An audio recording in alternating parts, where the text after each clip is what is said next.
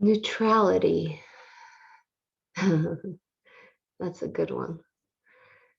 So, I wanted to talk a little bit about neutrality being the freedom. So, I have an experience with killer bee inquiries and having the tools, especially such as reverse inquiry. Sometimes people think that and it's been addressed many times by Scott, but sometimes people think that it is kind of an affirmation. And of course, being explained that it is not an affirmation, it's more of a retriggering mechanism. Uh, they still want to find themselves on the other side. So to say, if I was looking at I'm not good enough or I need to be perfect to be loved. So if I'm looking, I must be perfect, I must be better. So if I end up that on the positive side, oh yes, I am good enough, I'm okay with that. So therefore, it's um, it's only half of the reality. So basically, to be clear, to be in freedom, to really be free, we need to clear both sides. And what I mean by that, it's, let's say, an example from, I'm actually want to give want to get the permission from Darby to post this video for the training so you guys can see what happened in actual facilitation on being clear on both sides.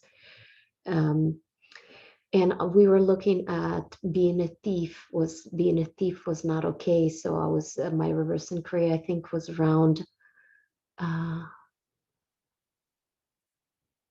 I'm not a thief or something like that, because my deficiency story was I'm a thief. That was a record that was imparted to me by my mom. So we were looking, I'm not a thief.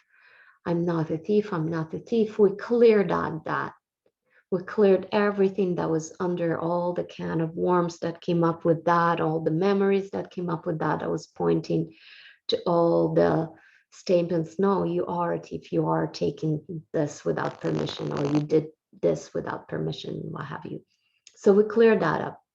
And it was so beautiful and so um, spot on from Darby to actually bring about at the end another reverse inquiry. And this was I'm okay being a thief. And what I experienced with that, it was just, wow, I needed to clear that up too, that I'm totally okay being a thief. And I saw the whole, I don't know, I just kind of got connected universally, like kind of like to a collective consciousness of all the kids that need to survive, um, stealing or taking bread, taking things that they need for their survival.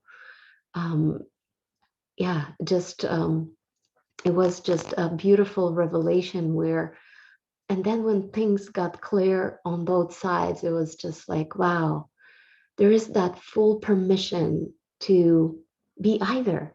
Because when we're clear on either the positive view of this or the negative view of this, then there is that neutrality, that center point from where, that clarity from where we can take actual decision in the moment. We take actual decision from freedom, not from this lens of negative view of being a thief or the positive view of not being a thief. It's just, um, yeah, it's just a freer place to be. Though, no matter what deficiency story it is, I'm not good enough, I am good enough, I am perfect, I'm not perfect. So clearing both sides, and literally either for you in your self-inquiry, you can go, if you were looking at, let's say I'm lacking, if I was looking at I'm lacking, to be lovable, then I would actually look at the complete opposite of I'm lacking. I'm absolutely abundant. And it's not like, oh my gosh, I don't want to lose the abundant self, but abundance only will come when even the abundant self is out of the way. So that's what I mean by neutrality is freedom. So it's clearing both sides will bring us into the spaciousness that we already are and the freedom that we already are, and from which a spontaneous play can happen. And yeah, and things that are perhaps would be conceived as, inappropriate could happen for a moment. And the next moment they're not there to hold on to.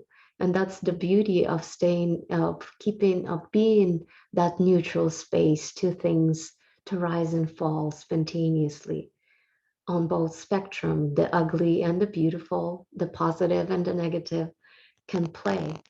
And from yeah, from sexuality being so committed, let's say, to one partner and one family, I was able, from this neutrality, I was able to allow some crazy experimental polyamorous relationships. And that was okay. It was just spontaneously allowed for that moment, for that, I don't know, a few months. And then it's like, actually, it's played out. It doesn't need to be lived anymore. And it's out of my system. But when the ego comes in, it starts to grab onto, oh, the positive. I want to recreate that. And it's just latches onto an experience, wants to repeat it, or it completely represses or pushes against the negative one. I don't want this.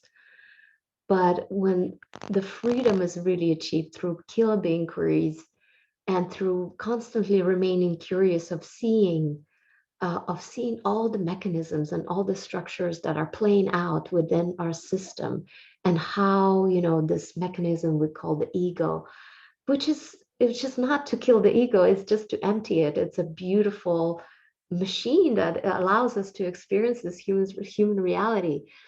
But the emptier it is, the the freer it is, the more playful it is.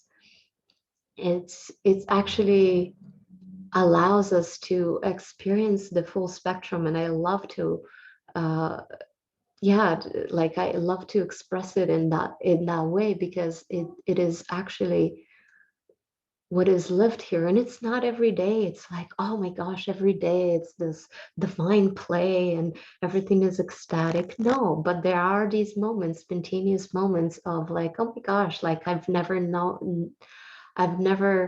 thought, like, if I would have experienced this particular experience or their particular um, event or these particular relationships if I would have been, locked into either one perspective or the other. So anyway, I hope I make myself clear. And anyway, let me know if you have any questions around that. Much love. Freedom is achieved how? By maintaining being curious about who and what you are fundamentally, and clearing out the way through Kilaba inquiries, just clearing everything that is in the way of experiencing life from our heart. Take care. Much love.